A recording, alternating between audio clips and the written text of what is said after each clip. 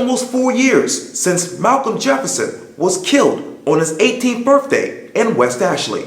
In this edition of Quintin's Close-Ups, I speak exclusively with his mother, Monica Jefferson, one-on-one. And be sure to download the free Quintin's Close-Ups app in your Apple or Google Play stores. Miss Jefferson. Yes. It is so good to see you and meet you in person. Definitely wonderful meeting you. Likewise. I mean, obviously, I heard about your story many, many years ago. And like I was just telling you, I went back and watched the interview that you did with Lindsay Wickerback on October 8, 2014.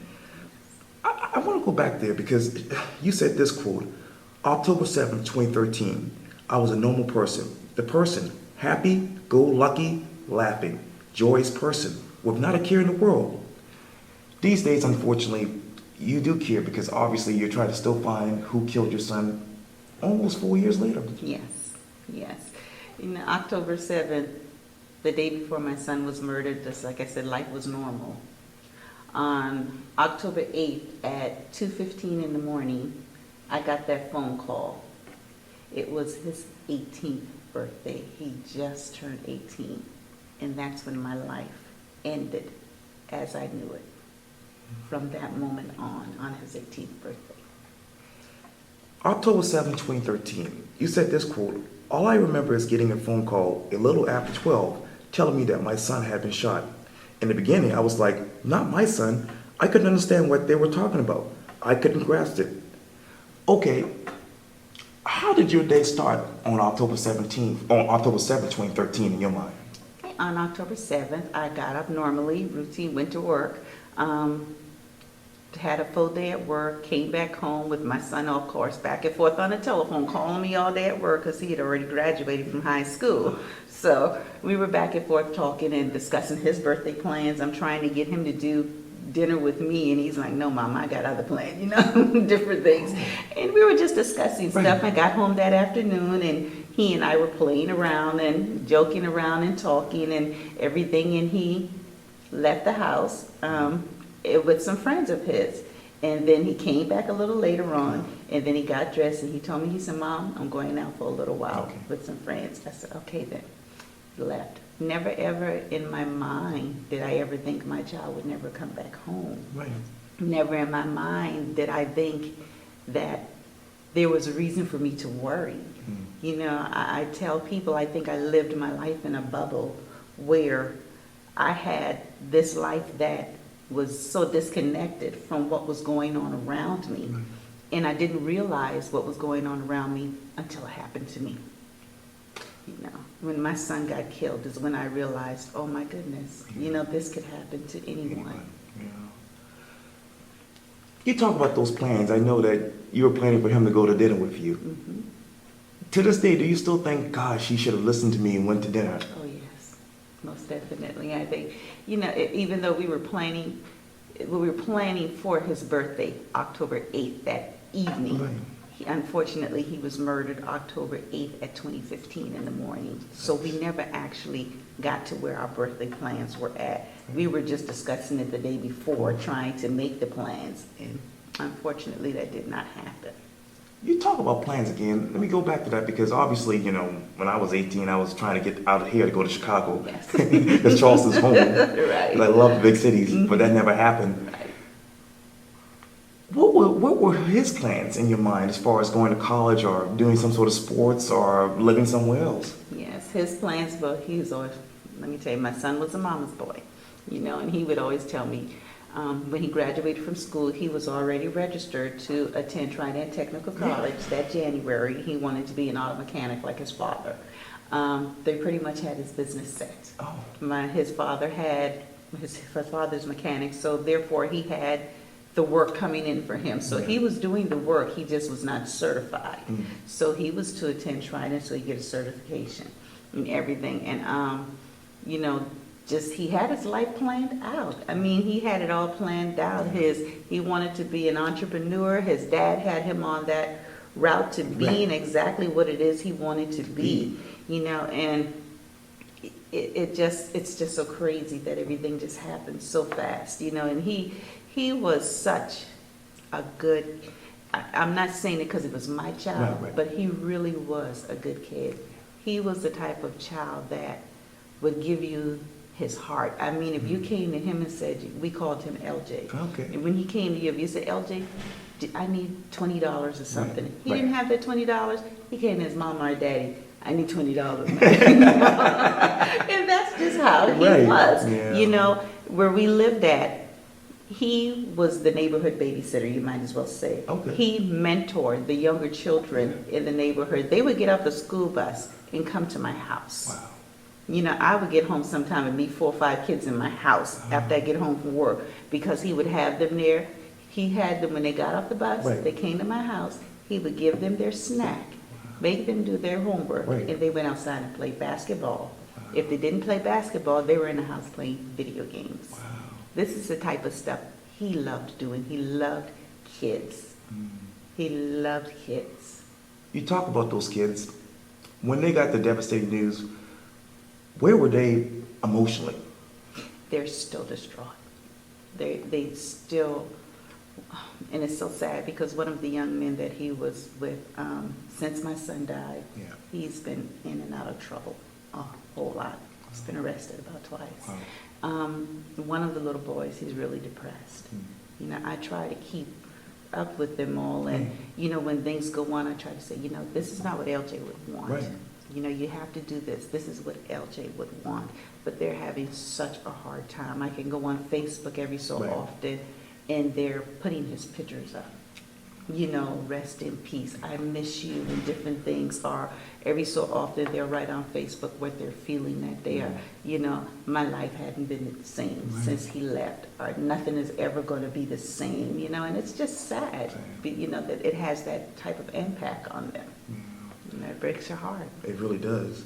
And obviously, you know, when you told Channel 4 this quote, I can remember what he told me verbatim, obviously the coroner or whomever. It is etched in my mind. He came to me and he said, Miss Jefferson, your son Malcolm was brought in with multiple gunshot wounds. We tried everything we could to sustain his life, but was unsuccessful. I'm sorry to tell you, your son has gone home to be with Jesus. What else is etched in your mind when you think back to that particular night? All I can remember is when his girlfriend called me on the phone, and she told me, Miss Monica, check in the room to see if LJ's at home. Right. And I told her, I said, I know he's not home. Because whenever he goes anywhere, he always comes in the room and wakes me to let me know, Mama, I'm home. Right. I said, okay, LJ, okay, then go back to sleep. You know, he was just a jovial child. And I was like, okay, so, and he had not done that that night. So I knew he wasn't at home. So I hung up the phone from her. 5 minutes later, she called back again. She said, Miss Monica, please go in LJ's room and check his room.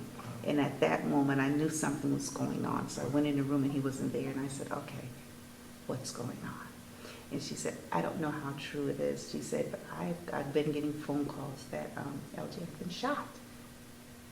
And then it just, I was like, are you sure? I said, do you know what you're talking about? Right. She says, Monica, I don't know if it's true or not. And she told me the location where it was supposed to be. And I think the moment that she told me he was shot, I think I just fizzled out. I don't know what was going on from that point.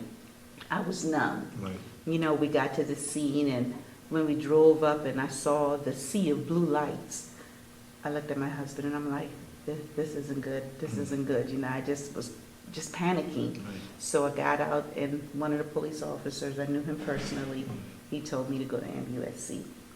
Got there and sat there at MUSC, and when I got there, that's when I could feel my spirit pretty much leaving my body. I sat there, and people were around me, but I couldn't tell you whose faces were there. All I saw was shadows. It was like I had tunnel vision from that point on. When the coroner came to talk to me, the chaplain came to talk to me, I looked at him, and it was like when anyone spoke with me, it was just the two of us in the room. Nothing else was around me. It's like my mind just had everything else totally blocked out. And as he talked to me, and he took me in the other room, you know, because at that point, the waiting room was filled with so many young people. I didn't know half of them, but they were there for my son. Right.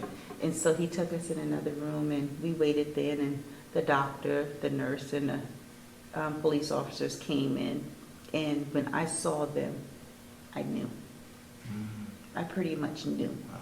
You know, I just got that, I just felt this chill in my body. I just knew when he came, you know, and he talked to me, and when he said it, I heard the screams around me, and I just sat there. And I just looked around at everyone, and I'm like, what's going on?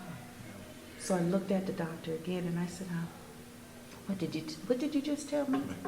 And he says, I'm so sorry. So again, I sat there, and I looked back at her. I said, are you trying to tell me that my son is dead? And he said, we tried everything. He says, but to be honest with you, I think he was dead before he got here. I was like, that's all I remembered. That was all I remembered from that point on. Wow. Everything else is sketchy from then. You also said this too. Here it is, you want to celebrate your child's birthday, and on the same day you have to celebrate his death. And I don't think that it is something I will never be able to get over. What? Okay. Go. Obviously, he was born in 1995. Yes. So tell me, what is the best birthday in your mind and why? The best birthday. I don't know. I'm trying to think. His birthdays, he was never one of these kids that liked a crowd of people around Right. him. So it was always intimate birthdays where it was his grandmother's aunt, his sister, me. We would do things on the grill, or his little friends in the neighborhood, they Yeah. would come around. And that's about all. He just wanted that quaint, quiet, you know, birthdays. And that's what we did basically every year. You know, Mama, let's put something on the grill, and that's it. Wow. You know, that was it. He didn't do anything extravagant. You know, I tried to do things, especially for the 18th, but he Yes. was like, no, he wasn't having it. Wow, so sad. And obviously it's been almost 4 years since his tragic passing. And you said this quote, I sit here and I get angry. It's not that I'm angry over what happened to my child. I'm angry because I can't believe that we have people in our society who allow folks to walk around and get away with murder. I just don't understand that. Any leads, any tips, nothing? I mean, There is nothing, according to the detectives, there is nothing out there that anyone has come forward with. But we do know this. People know what's going on. Someone knows what's going on. And it's just so discouraging because these young guys have this street code today with snitching. You know, and it bugs me. It really, really bugs me. It angers me. And I try to get them to understand any opportunity that I have to speak, that, you know, you talk about this snitch code. But if you could just put your mind where that mother's mind may be, or you can just think about the fact, think that you were my son and someone did this to you. I says, you see the pain that I go through. You hear me talk of the pain that I go through on a daily basis. Is this something you would want your mother to go through? Think about that. You would want someone to talk because you would want your mother to have that closure and that judgment that she wants for whoever it is that did that to her child. You would want that for them. So they have to understand that what they did, the snitching code, what they're doing pretty much by you not saying anything, you're upholding a murderer. So therefore you're guilty along with them. and ironically, you talk about this quote. You said this, people don't need to know what comes behind the violence. You go out there, you murder someone, but you're not understanding what comes behind that. You're not understanding what the family goes through, what the parents go through, what the friends go through. That part you're not thinking to do it at all. So what's your message to the people right now? Because obviously there's a lot of violence in North Charleston and beyond. What's your message to them as we sit here right now? They need to stop it. They need to sit down and they need to look at it. And you're not going to tell me that these people that are out there killing someone doesn't know someone that's already been murdered. You need to think about that family. Think about your family. You can go out there, you're pulling the trigger. And I mean, not only is that person whose life been taken, not only has that mother lost that person, but the person that pulled the trigger, that mother lost that person also. They're going to lose that person because eventually you will get caught. Yeah. You're not going to do something and think you're going to always get away with it. It may take time, but you will be caught. So you have to think of everything that comes and look beyond what it is that you're doing. Look beyond, look at these different families, see how they're struggling with the death of their child. Look beyond it and think, once again, this could be me. This could be me. And I think if they get that mind frame where they learn that this could happen to me, I think a lot of things would change. But I don't know how it is we go about changing the mind frame. I don't know how we can go about getting the guns off the street. I feel as though maybe if more mothers start talking out and speaking to them and letting them know, okay, you see how damaged I am? Do you want this for your mom? Do you want this for your mother? Think about it. And if they would just listen to us, listen to how we plead, listen to how we talk, how we want to save our children. Because as I said, when one mother hurts, we all hurt. Sure. We all hurt. So we all want to save the children. And if they would just listen to us when we speak. And there are some of them I can go and talk to, and they do listen. Okay. They do listen. Now, when they walk away from me, I don't know what it is, but while I'm there and I'm speaking to them and I'm looking them in the face, they're listening. And I hope and pray that what I say stays with them and they don't go out there and do something that they should not do. But it's all about educating our kids. You talk about listening. What do you hope the local legislators would listen to as far as gun violence? They need to do some stiffer penalties as far as getting guns. Legislation, I think, is just a little bit too slack on things are too easy. A gun is just too easy to get. They need to somehow or another figure out where a lot of these guns are coming from.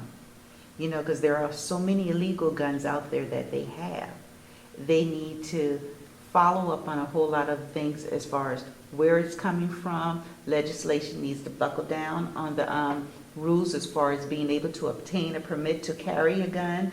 They need to make more specific rules as far as using that gun when it's in your possession. I understand you have to protect yourself, but sometimes you do things, you react a little faster than what you need to act before you get a situation under control. And they just need stiffer penalties as far as gun use is concerned and being able to obtain a gun. You talk about you're obviously his grandmother and his sister and obviously your husband. How are they these days? They're doing pretty good. My son was my only son. He was my daughter's only brother. Wow. My mother's only grandson, and my sister never had children, so therefore he was her son. Right. So that tells you right there the love that young man has. That tells you right there how we were ripped apart. Yeah. I no longer than last week saw where my daughter made a post on Facebook and talked about how her life has changed so much since her brother has died. She talked about how she would sit in her room for hours and just cry, and she just couldn't figure out why she was so unhappy in life, and she realizes she's unhappy because they took her brother from her. And that's sad. It's devastating. Yeah. To hear your child feeling that way, and there's nothing you can do to take that pain. Write the headline for me. Monica Jefferson will do what next? Monica Jefferson will go out there, speak to mothers. Hopefully these mothers will listen to her, speak to their children, because my goal is if I can go out there and I can help one mother from losing her child, then I feel as though I've accomplished a lot. I just want to do whatever I can as far as speaking out against violence, speaking out on saving our kids, talking to our children, going and talking to the children ourselves as mothers. I grew up in a time period where, you go someplace and you got in trouble, you would get chastised for what you got in trouble for. Then when your parents came home and you told your parents what was going on, you got chastised again. Right. We need to get back to that. Mm. We need to get back to that because so many people are afraid to talk to these kids. And you have to somehow or another learn how to bypass that. We need to get back to where it says it takes a village to raise a child. That's where we need to get back.